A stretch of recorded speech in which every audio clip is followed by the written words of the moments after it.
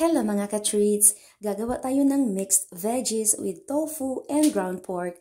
Meron akong dried mushrooms, bell pepper, dried tofu, and string green peas. Hinugasan at blinange ko lang ang mga ito at pinirito ang tofu and mushrooms na may salt and ground pepper para sumiksik na ang lasa, pero optional lang ito, pwede naman hindi.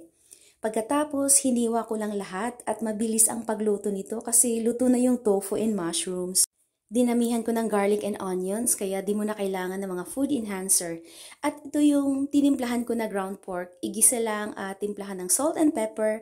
Ganun lang kasimple yung panimpla ko sa pagluluto kaya di talaga ganun kasarap.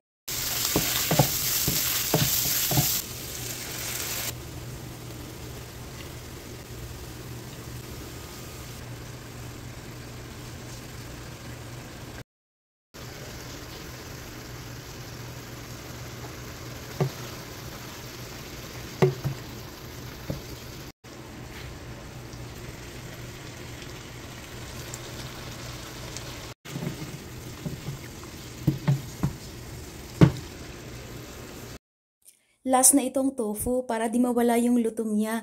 Ang fried mushrooms, lasang meat na din siya, kaya perfect din pang mix sa ibang gulay. Nagutom na ako kaso di pa ako nakaluto ng kanin. Ayan, magsasaing muna.